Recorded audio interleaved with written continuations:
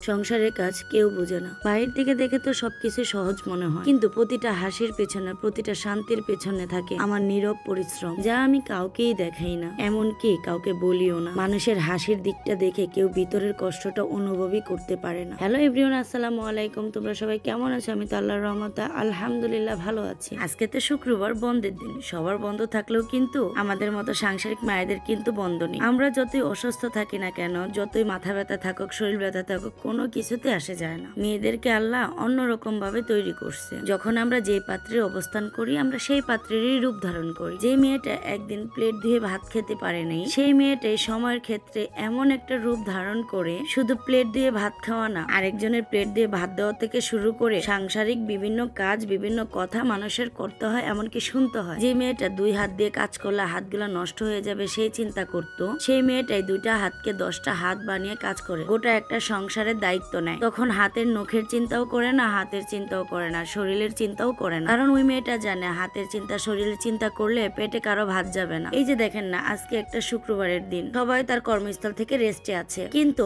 আমাদের মতো মেয়েরা বা মায়েরা, তাদের কিন্তু অফ ডে বলতে কিছুই নেই। তাদের বিশ্রাম তো ওই যে গভীর রাত, সারাদিনের ক্লান্তি শেষ করে যখন একটু বিশ্রাম নেয় 3-4 ঘন্টার জন্য, ওই 3-4 ঘন্টা ঘুমানোর আগেও চিন্তা করে কালকে সকালে কি করব, মেয়েকে কিভাবে রেডি করাবো, কখন বের হব, বাজার কি কি করব, কি কি রান্না করব, এগুলো চিন্তা করতে করতে কিন্তু ঘুমিয়ে যাই। আমাদের এই সংসারের কাজ দেখে কিছু কিছু পুরুষ তো বলে, তোমরা আর কি কাজ করো, ওই তো ছেলে মেয়েদেরকে একটু দেখাশোনা করো আর কিছু রান্না বান্না করো, এই তো তোমাদের কাজ, এছাড়া তো তোমাদের কোনো কাজ নেই। যে পুরুষরা এই কথাগুলা বলে, তাদেরকে আমার ইচ্ছা করে বেশি নয়, একটা সপ্তাহের জন্য তাকে সংসার পাল্টে দিতে ইচ্ছা করে। আমার ফ্রিজটা অনেক ময়লা হয়েছিল, অনেক দিন ধরে ভাবছিলাম ফ্রিজটা ধুবো, কিন্তু ধোয়া হচ্ছিল না। আজকে যখন আপনাদের খালামার জন্য বিরিয়ানি রান্না করব, তখন মাংস বের করতে গিয়ে ফ্রিজটা আমার ধরতে হইলো। আর এখন তো ছোট দিন, সময় কিভাবে চলে যায় বলতেও পারি না। এই তো ফ্রিজ ধুইতে ধুইতে একদম বিকাল হয়ে গেছে। ঘর গোছানো বাদ রেখে আগে রান্নাটা বসানোর জন্য সবকিছু আয়োজন করে নিচ্ছি। চিন্তা করেছি রান্নাটা যদি বসায় রেখা যায় আর বাকি কাজগুলো আমি আস্তে আস্তে করে ফেলতে পারবো, তাহলে একই সময় 2 কাজ হয়ে যাবে, রান্নাও হয়ে যাবে, ঘর গোছানোও হয়ে যাবে। এদিক দিয়ে ঘর গোছাতে গোছাতে কিন্তু আমার মাংসের তরকারিটা হয়ে গিয়েছে প্রায়। এখন আমি বাসমতি চালটা ভালোভাবে ধুয়ে নিয়েছিলাম, আর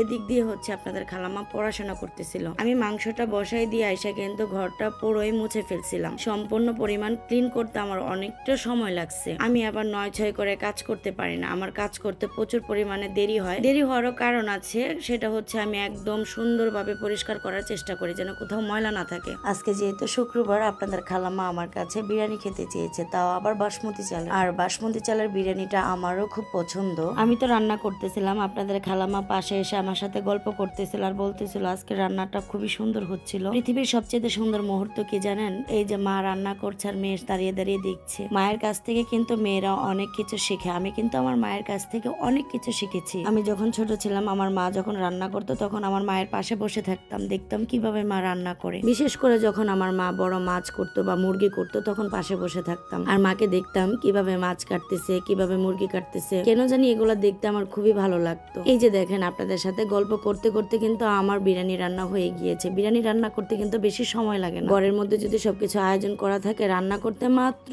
1 ঘন্টা সময় লাগে। বিরিয়ানি বলেন আর কাচ্চি বলেন, ঘি না দিলে কিন্তু একটুও ভালো লাগে না। ঘিটা দিলে যে একটা ফ্লেভার, সেই গ্রানটা যে কি পরিমাণ ভালো লাগে সেটা আর বলতে নেই। আমি যখন কাচ্চি রান্না করি বা পোলাও রান্না করি বা বিরিয়ানি রান্না করি, যাই রান্না করি না কেন, আমি কিন্তু ঘিটা দিবই দিব। কারণ ঘিটা দেওয়ার পরে অন্যরকম একটা ফ্লেভার আসে। আমার রান্না শেষ হওয়া দেখে আপনাদের খালাম্মা তো টেস্ট করার জন্য একটা বাটি নিয়ে হাজির, বলতেছে আমাকে তাড়াতাড়ি দাও, আমি একটু টেস্ট করে খেয়ে দেখি আজকে রান্নাটা কত মজা হয়েছে। আপনাদের খালাম্মা নাকি আমার রান্নার গ্রানে থাকতে পারছিল না, তার জন্য সে বাটিটা নিয়ে হাজির হয়ে গেল। বলতেছে আম্মু, আজকে তুমি এত সুন্দর করে রান্না করছো যে গ্রানে আমি একদম থাকতেই পারতেছি না। একটা চরম সত্যি কথা কি জানেন? মায়ের হাতের রান্না কোনো সন্তানই গ্রান সহ্য করতে পারে না। সব সন্তানের কাছে কিন্তু সবার মায়ের হাতের রান্নাই ভালো লাগে। আমি যেমন আমার মায়ের হাতের রান্না ছাড়া আমার একদমই ভালো লাগে না, ঠিক আমার মেয়েরও আমার হাতের রান্না ছাড়া তার ভালো লাগে না। আমার হাতের রান্নার প্রশংসা সে পঞ্চমুখ হয়ে থাকে। আমি এখনো পর্যন্ত আমার মায়ের হাতের রান্না ছাড়া অন্য কারো রান্না আমার কাছে তেমন একটা ভালো লাগে না। যখনই যা খেতে চাই তখনই আমার মাকে বলে আমাকে এটা রান্না করে দাও, ওটা রান্না করে দাও। আর মায়ের কাছে আবদার করলে মা তো কখনোই ফেলতে পারে না, যত কষ্টই হোক না কেন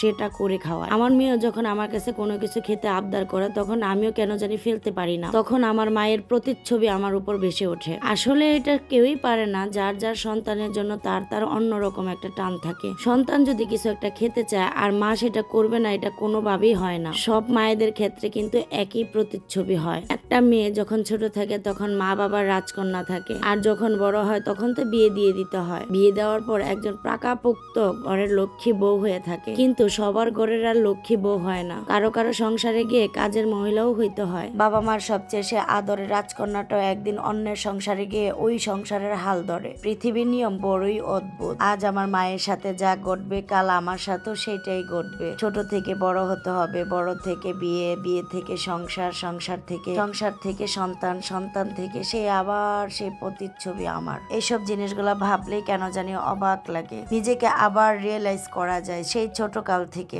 আমি আল্লাহ তাআলার কাছে সবসময় দোয়া করেছিলাম আল্লাহ তাআলা যেন আমাকে একটা মেয়ে সন্তান দান করে। আমার সেই দোয়াটা আল্লাহ তাআলা কবুল করেছে, আলহামদুলিল্লাহ। জীবনে আমার কিছু চাওয়ারও নাই, পাওয়ারও নাই। আল্লাহ তাআলা যা দিয়েছে তাতে আমি শুকরিয়া আদায় করি।